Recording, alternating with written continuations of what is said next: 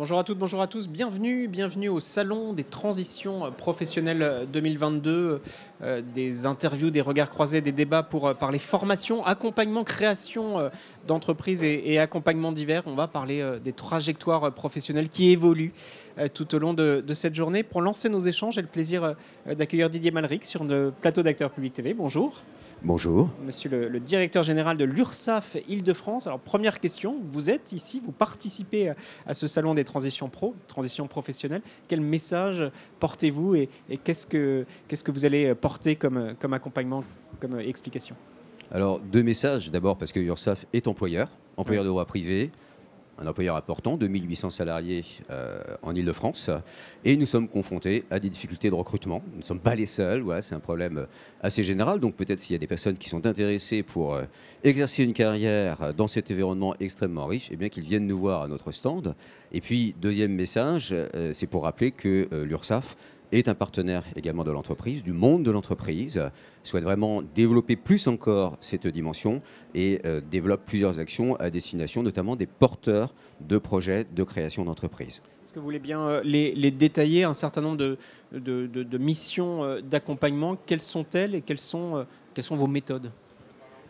Alors, plusieurs éléments. De manière très directe, à chaque fois qu'une entreprise se crée, et y compris une micro-entreprise, puisqu'il s'agit beaucoup de cela, notamment en Île-de-France. En 3 ans, le nombre de micro-entrepreneurs a été multiplié de manière très significative, 50% d'augmentation du nombre de micro-entrepreneurs. Eh bien, nous proposons systématiquement un accompagnement personnalisé, de manière à ce que le micro-entrepreneur connaisse évidemment ses obligations, mais ses droits également, ses droits à prestation. Nous faisons le lien également avec les caisses prestataires pour faciliter, si je puis dire, eh bien, le traitement de sa situation sociale et puis l'accompagner dans l'ensemble de ses formalités administratives et notamment déclaration de chiffre d'affaires. Au-delà de ça, nous développons beaucoup d'actions à destination des porteurs de projets. Alors, via évidemment les chambres consulaires, via les organisations professionnelles et de plus en plus également via différentes associations qui aident précisément les porteurs, y compris des personnes qui sont très éloignées du monde de l'entreprise. Et là, eh bien, nous dispensons un certain nombre de conseils, soit personnalisés, soit sous forme concrètement eh bien, d'exposés, de présentation des différents statuts sociaux existants, des avantages, inconvénients qui sont attachés et un certain nombre de conseils finalement dans les choix que le futur entrepreneur doit exercer.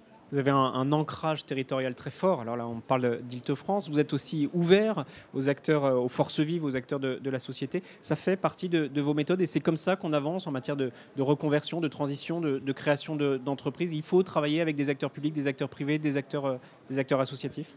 Je pense que c'est absolument essentiel parce qu'il s'agit d'avoir une approche très globale évidemment de la situation du porteur de projet. Alors Pôle emploi par exemple qui est présent évidemment et très actif dans ce salon, eh bien, nous avons des intérêts communs bien évidemment par rapport aux aides à la création et reprise d'entreprise, par exemple vis-à-vis effectivement de demandeurs d'emploi. Donc ça suppose évidemment de développer des synergies de la même manière avec la DRIET, mais au-delà des synergies, j'avais dire, un peu naturelles avec la sphère publique, il est très important également que nous allions vers finalement le monde de l'économie, les organisations professionnelles bien évidemment, mais aussi, je vous disais, tout ce monde associatif qui est, je crois, assez développé notamment en Île-de-France, mais aussi au plan national, et qui parfois est plus à même d'entrer en contact avec ces porteurs de projets qui spontanément, et c'est dommage, ne vont pas toujours identifier l'URSSAF comme susceptible de leur apporter un accompagnement. Donc il y a un travail de pédagogie, d'explication aussi pour faire savoir vos missions et votre rôle, c'est ce que vous dites en substance. C'est essentiel, je pense qu'on a besoin également de cette médiatisation de la relation,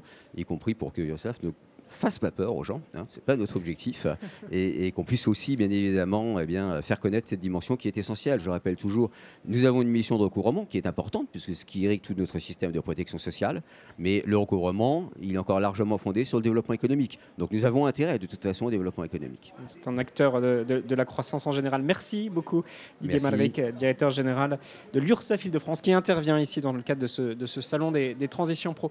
Vous pouvez retrouver sur nos supports tous les échanges organisés aujourd'hui. Merci, à très vite.